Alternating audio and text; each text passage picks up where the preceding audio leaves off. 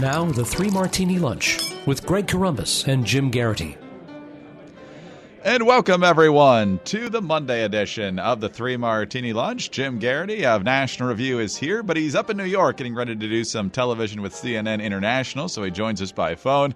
I'm Greg Corombos of Radio America. We have bad, and crazy martinis for conservatives today.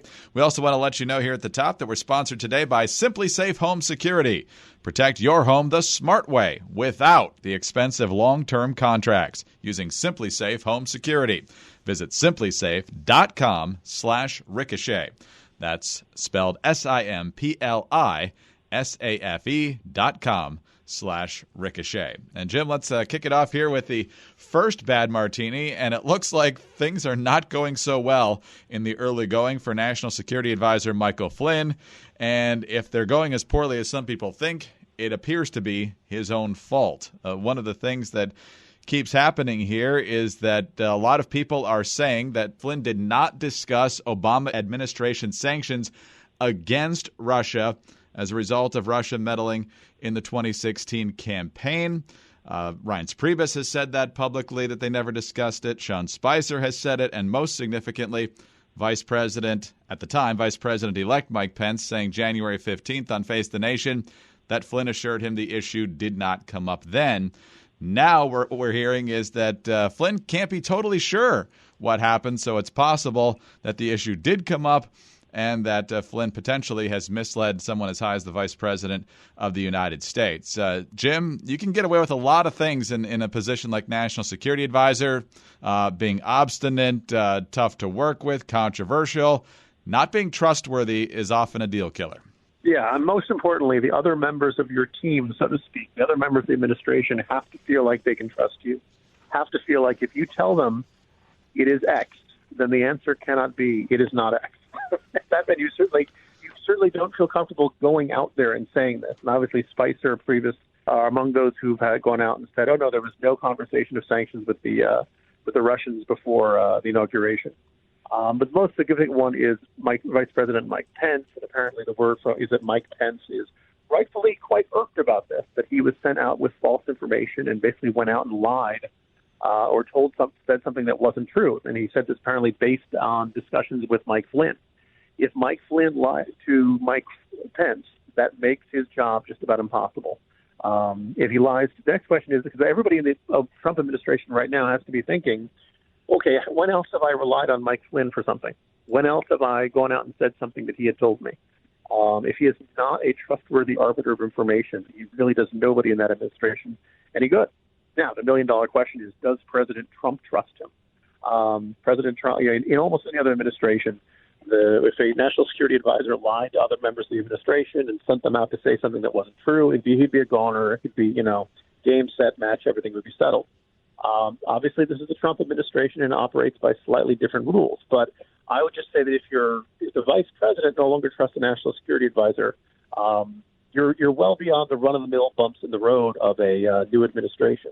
And, it just kind of it would scream a certain lack of professionalism on Flynn's part, that whatever the bad situation is of having that conversation with the Russians, it's much worse to lie to your colleagues, coworkers, and the people who count on you in order to try to extricate yourself from the trouble you're in. Trump has had very little to say about Flynn in the past few days as he's been spending time with the Prime Minister of Japan and so forth. But it's clear from when you watch Trump and Pence interact that Pence has Trump's full confidence at this point. And so without seeing Trump and Flynn together, it's hard to know what their relationship is exactly like. But if it's a Pence-Flynn battle here, I like Pence's odds. Easier to replace a national security advisor than a vice president. Well, yeah, you can't fire a vice president. But I think what I'm saying is if Flynn falls completely out of favor with Mike Pence, that's going to be pretty much all Donald Trump will need, I think. But we'll see. On to the second bad martini now, and that occurred on Saturday night. North Korea making good on a New Year's Day threat to test an intercontinental ballistic missile. Jim, I don't know if you've seen reports about whether this test was actually successful or not, but what we've seen so far is that there's widespread condemnation, even the Russians and the Chinese condemning it. As I mentioned a moment ago, Trump was with the Japanese Prime Minister Shinzo Abe down at Mar-a-Lago in Palm Beach when this news reached them while they were having dinner. They had a very brief joint statement, with Shinzo Abe saying that North Korea has clearly violated a UN Security Council resolution, and this will not be tolerated. And Trump's statement was very brief, and I think it surprised a lot of people with its constraint here. Thank you very much, Mr. Prime Minister. I just want everybody to understand and fully know that the United States of America stands behind Japan, its great ally, 100%. Thank you. So not a lot being said there by Trump, which surprised a lot of people on both sides, given his response to the Iranian missile test. So, Jim, I'm not sure if the North Koreans saw the response to the Iranians and said, hey, we're bad actors too. So they wanted some similar response to lift them onto the national stage for a few days. Trump did not give them that gift that they might have been hoping for. Ultimately, this seems like a rerun from North Korea, but what do you make of it? First of all, it's very hard to believe the timing of this launch was coincidental. I think it very clearly was Pyongyang trying to send a signal both to Trump and to Japanese Prime Minister, hey, we're still here, hey, we're threatening, and hey, we can kind of give you a bad headline or act very provocative when you guys are having your All Smiles Summit down in Florida. Also, Greg, we should not underestimate this. And you said you don't know if the launch was successful. Look, as far as I understand, the missile did hit its intended target of the Pacific Ocean. Not the hardest target to reach, but nonetheless, look, it almost feels like these things have become regular, almost metronomic, this idea that every couple of months North Korea fires some missile. Sometimes they fire solid fuel rockets. Sometimes they fire liquid fuel rockets. Sometimes the launches are very successful. Sometimes it looks like things didn't go the way they were supposed to. I almost wonder if, because all the great foreign policy minds have looked at the problem with North Korea and concluded there aren't any good options, there aren't any easy options. Obviously, you don't want a war with a potential nuclear power. We don't really know whether North Korea's nukes work or not, but we certainly don't want to figure that out during wartime. There's no way that any conflict on the Korean Peninsula wouldn't turn into an absolute bloodbath with many civilian casualties. And there's really not any sign that the regime in Pyongyang is shaky or likely to be overturned by the people or something like that. So there's some argument that the status quo is about as good as it gets, which is a fairly depressing thought, but may be accurate. And by this standard, when North Korea decides to launch a missile and they decide to do something provocative, by the way, keep in mind the North Korean version of saber rattling is to take up the saber and stab you, because one of their previous efforts is actually sank a South Korean naval ship. Sometimes they start shelling into South Korean territory. This is way beyond what even most rogue regimes in the world do. So you add all that up, there's some argument that says every time North Korea does something like this, they want attention and they think this will get them concessions, going back to the deal the Clinton administration had with them in the 1990s.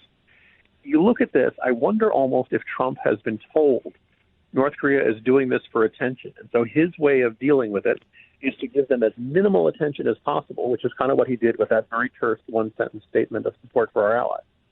I don't know if this is necessarily going to work with North Korea. I don't know if this is necessarily going to be seen as more antagonistic or will spur them to take ever greater provocations. But that certainly does seem to be the mentality going on in by Kim Jong-un and his ruling class over there. And I don't know, it's kind of a question of, we've learned to live with these, missile tests and random rockets flying over Japanese territory and things like that.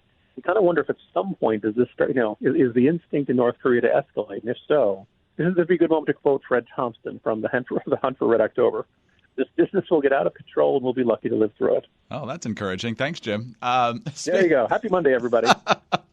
Pretty prescient first overseas trip then by Secretary of Defense Mattis. He visited South Korea and I think Japan, but he's certainly in South Korea looking to get a good handle on exactly what the threat was from North Korea. Not sure if he issued his telltale threat to the North Koreans about tears in his eyes, Jim, but it's unknown whether his language works with crazy. We don't know if anything works with crazy. I guess it's by some interpretations, you might say that's what the entire 2016 election was. You think you guys got crazy? All right, now here's our crazy guy. Let's see how you try dealing with him. I'll see you're crazy and raise you on even more crazy. All right, One way to keep an eye on the North Koreans could potentially be to just install a bunch of Simply Safe cameras around all their suspected launch sites, but getting in there could be trouble, so maybe we just need to do it from space. I don't know exactly how that works, but let's talk a little bit about Simply Safe. In early January, just a little over a month ago, the Consumer Electronics Show wrapped up in Las Vegas. It's the incredible trade show where all the big tech companies unveil their newest innovations. It's really like seeing the future in front of your eyes. And our sponsor for the 3 Martini Lunch, Simply Safe Home Security, was there, and they had one of the most talked about products at the show, which is pretty impressive considering all the different gadgets that are there. The new product is the new Simply Safe security camera. It connects to the sensors in your alarm system. So if an intruder tries to break in, the camera will automatically start recording. Then not only will your Simply Safe call the police, but you'll have actual evidence. So when the police arrive, you can say, here's the guy. It really is incredible. You can check in at home anytime, no matter where you are.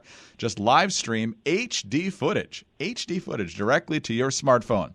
Plus, with Simply Safe, there are never, ever any expensive long-term contracts. You gotta love that. If you want to see for yourself what Simply Safe's brilliant technology can do for your home, visit simplysafe.com/ricochet. simplysafe.com/ricochet. You'll even get their special 10% discount. That's only at simplysafe.com/ricochet.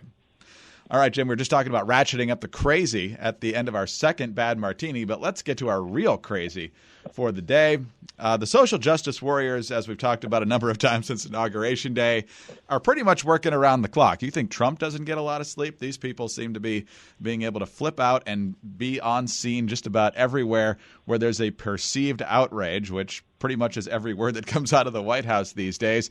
We saw it a bit on Friday when the new Education Secretary, Betsy DeVos, tried to do the horrific thing of visiting a D.C. public school to visit with people there, and she was blocked and led away, just getting completely unhinged on the left. But the latest development, in addition to protests on campus and everything else, Sarah Silverman, the crazy left-wing comedian, I believe she made some headlines a couple of weeks ago, Jim, by saying that the left just needed to get the military on their side and then they could have a coup against Donald Trump. So clearly she's operating with a full deck right now.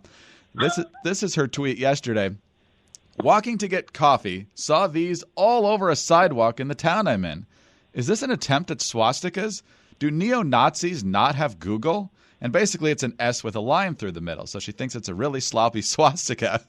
And as you point out in the Morning Jolt today, Jim, as many Twitter users pointed out, it's not a botched swastika. It's a pretty standard utility line marker. Now that you had it pointed out to you, you may start noticing them on the sidewalk in your community too. So, Jim, there's an outrage around every corner, and if there's not actually an outrage around the corner, let's just have one anyway. Yeah, and so on the one hand, this is very funny, and we can laugh at Sarah Silverman in a very different way than we usually do. She later said that she feels like she's seeing swastikas everywhere now because of all the anti-Semitic hate mail and all the stuff she gets on social media. And if that's the case, I really feel bad for her. Having said that, the mentality, when you're living around, you see it's bright orange paint. And you seriously think, oh, my goodness, neo-Nazis have come around and in bright orange paint done all kinds of poorly done swastikas. And they've done it up and down the street. My goodness, they're all around. It's all over by that construction project, too. And at some point, you'd have to sit here and think, like, wait a minute. Okay, I guess what I found in that comment, the fact that for whatever amount of time, she was willing to believe that these were actually swastikas that have been spray painted on the ground. Yes, we do get, swastika graffiti every now and then. That's a terrible thing, and hopefully people take it down very quickly. But it's almost a lack of faith in your fellow citizens. If you believe that there is this far-reaching, vast group of neo-Nazis or white supremacists all around you, and they're marking their territory, and they're putting out these signs or something. I don't want to call her paranoid. It seems a little mean, but nonetheless, it does seem like a certain willingness to see the very worst all around you and interpret things that are utterly harmless as further evidence of this far-reaching effort that is out to get you and out to do terrible things. And I've read about other folks on the left who I generally have cordial relationships with, and they describe themselves as bursting into tears several times a day over the election. It's February, Greg. The election is in November, and I feel bad for these people. I don't want politics. One of the reasons I'm a small government guy is that I don't want the decisions that the government makes to affect every little detail and aspect of your life. Part of the element of conservatism is you're free to live your life and totally ignore politics if you want to. That's one of the reasons we're on this side. Maybe that's an appeal of small government these folks should kind of think through there. But clearly they have taken it as a deeply personal wound, and they feel an enormous sense of fear that I think is pretty unjustified. I don't think we're about to round everybody up into camps. I don't believe that, we're on the verge of a fascist takeover or something like that. They are scared of their own shadows. The problem is that in some cases this is tragic for them, but I also think it's bad for our body politic to have people out there and saying, oh, Trump is the first step on a fascist takeover. We're becoming authoritarianism. We're no longer a democracy. We're no longer a free country, et cetera, et cetera. Because I think some people believe this. And I think that they begin to start thinking about, people who support Trump or who voted for Trump as not just wrong, not just mistaken, not just somebody who they have strong political disagreements with, but as someone who is evil. And there are a lot of things we will do to people who are evil that we wouldn't do to people who are merely politically, mere political disagreements over. So on the one hand, it's a very funny story. On the other hand, it's kind of a ominous sign of the mindset of some folks on the left. And I'm not kidding when I say this. I really hope they get a reconnection with reality in the not-too-distant future. I think it would be good for the country as a whole. And the Nazi comparisons to Trump are nothing new. There were some on the right who would look at Obama administration policies and try to make parallels. And, of course, the Democrats don't want to talk about this now, but during the Bush administration, George W. Bush, they called him Hitler on placards during major protests over the Iraq War multiple times. I remember the Bush Hitler well, and I think it was Dennis Miller who said, it's fascinating that to the left, the only person in the world who you cannot compare to Hitler is Saddam Hussein, the crazy genocidal dictator with the funny mustache. Jim, have fun in New York. See you tomorrow. Happy Monday, everybody. See you tomorrow. Jim Garrity of National Review. I'm Greg Columbus of Radio America. Thanks for being with us today. And be sure to visit our friends at Simply Safe Home Security. Check out that new Simply Safe security camera. Check out the 10% discount as well. SimplySafe.com/ricochet. And join us on Tuesday for the next 3 Martini Lunch.